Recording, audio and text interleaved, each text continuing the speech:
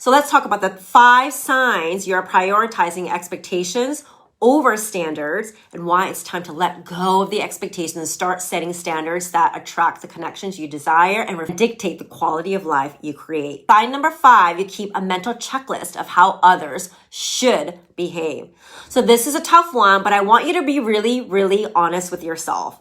Do you have an invisible, or maybe it's actually visible in your journal somewhere in your notepad, a checklist for your relationships? They look something like, they should call and text me every day. They should follow up after the first date. They should know how I feel and think without me expressing my need or myself, etc. They should.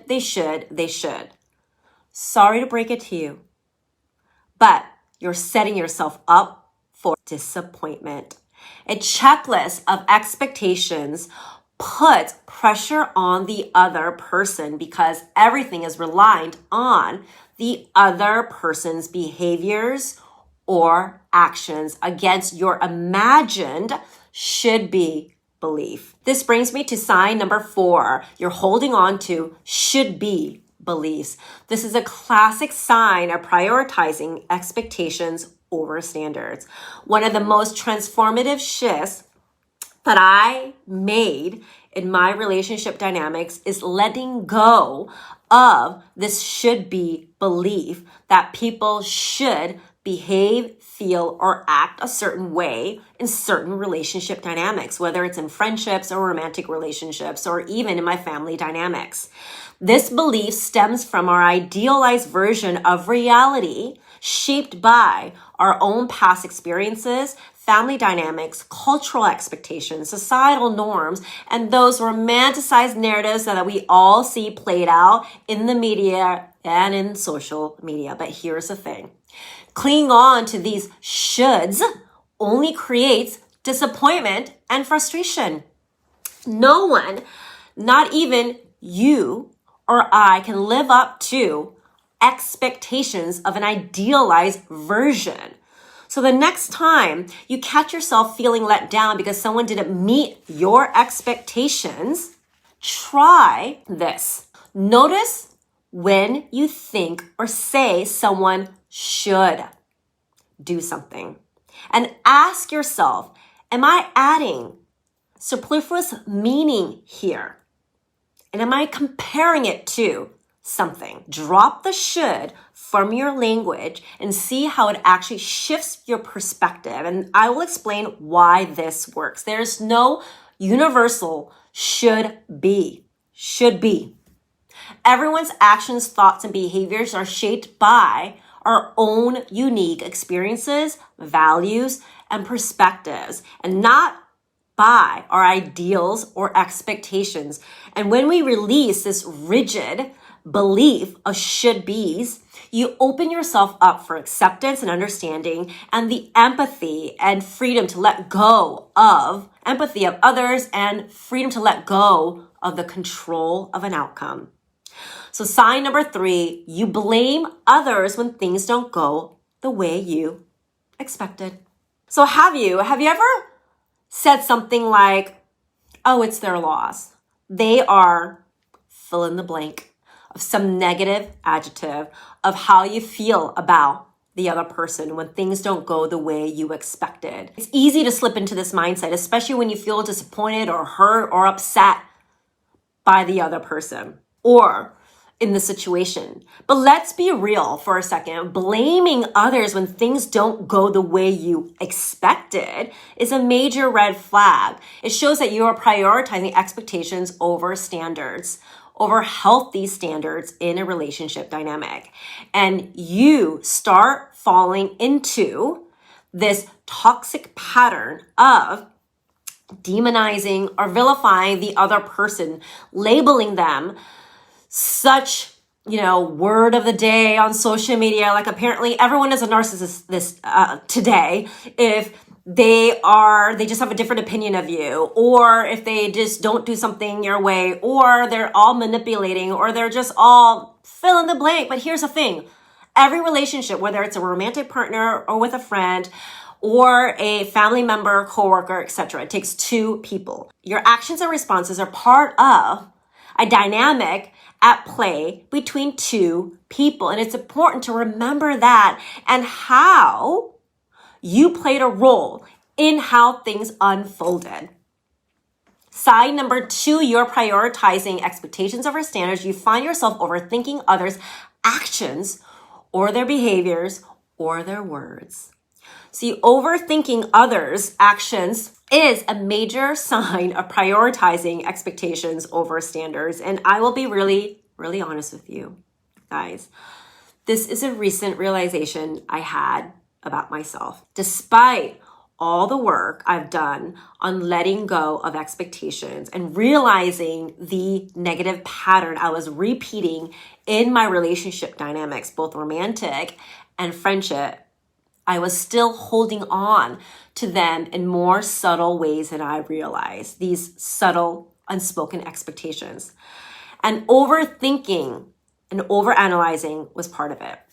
While it's part of my personality, when we overanalyze others or their words or their actions, etc., you're trying to find meaning in things that may not be there. I mean, it's part of our brain. Our brain works to find meaning in things, but we are holding on to an idealized version of how things should be if we catch ourselves doing this over and over and over. And instead of seeing how things are in the present moment, we are interpreting them based on a set of expectations, unspoken ones, often without realizing it.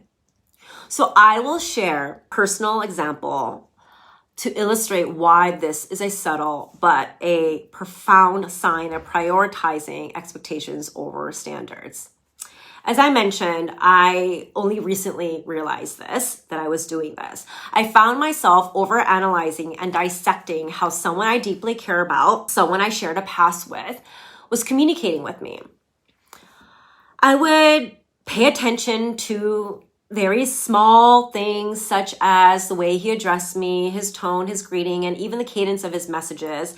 And I was comparing them to how things were in our past, trying to find meaning in these subtle changes in our interactions. And at the time, I didn't realize what I was doing. Actually, I was trying to find meaning, but I didn't realize they were subtle expectations in my mind, expecting the communication to feel a certain way to actually match the past, which I was firmly holding on to because it meant so much to me. This constant comparison to our past and trying to interpret every single word or gesture through the lens of the past was actually keeping me stuck in the subtle expectation gap rather than focusing on the standards of our always healthy and respectful communication that we had with one another. See, when we're overthinking and overanalyzing, we're no longer truly present with the person in front of us and what is actually playing out. And instead, we're filtering everything they are doing through the lens of our unspoken expectations, often leading to misinterpretations and unnecessary pressure or stress. And in my case, I was projecting our past together onto our current dynamic, which led to not allowing me to truly express what I was feeling or trying to communicate, and leading to more internal frustration on my part and probably his part. So sign number 1, you're prioritizing expectations over standards, is that you're constantly feeling disappointed by others. When you're stuck in the expectations trap, disappointment will become your default setting. You expect your partner, your friends, even your coworkers to act a certain way, and when they don't, it feels like a personal betrayal. That's how it felt for me. The problem with this? You're relying on them to meet your unspoken assumptions to live up to your imagined should-be belief system, or your reality doesn't match your attachment to the outcome you are holding on to. See, the underlying theme here that always leads to disappointment is our attachment to an external factor. that is always out of our control. And William Shakespeare said it best, succinctly. To expect is to be disappointed. Expectations will always lead to disappointment. So today we talked about the 5 signs you are prioritizing expectations over healthy standards in relationship dynamics. Whether it's constantly feeling disappointed or frustrated or assuming others should know what you want or need or overanalyzing every word or action, these behaviors are all rooted in unspoken expectations we place on others.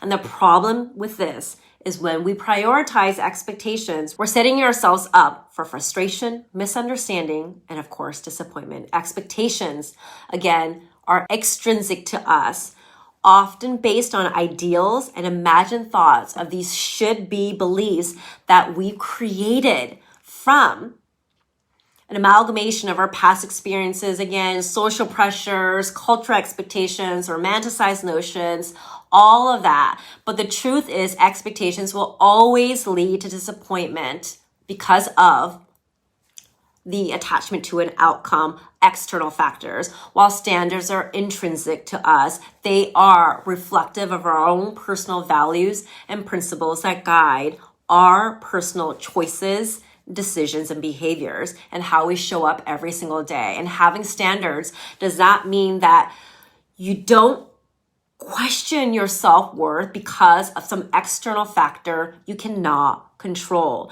And you are not attached to the external outcome. And you don't expect anyone to acquiesce to your personal standards. And identifying whether you're prioritizing expectations over standards is going to be really critical because it can drastically shift the way you not only perceive what is healthy in a relationship dynamic, but how you actually are showing up and approaching these relationship dynamics. It certainly has for me. And as I revealed, it is constantly a practice and is showing me new ways for me to see what is healthy in releasing these expectations.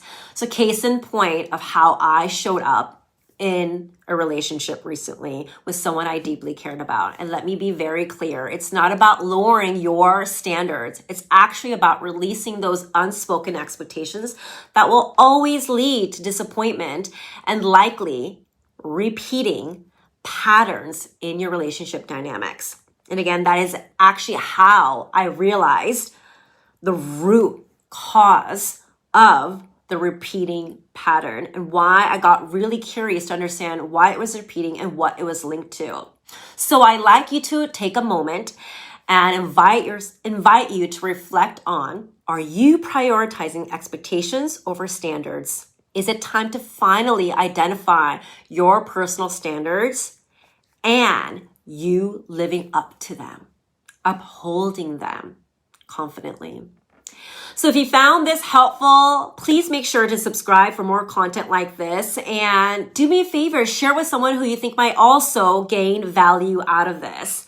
And if you think you need more clarification on the difference between standards and expectations, be sure to watch this next video here, which I think you will enjoy as well. Thank you for spending your time with me. See you again.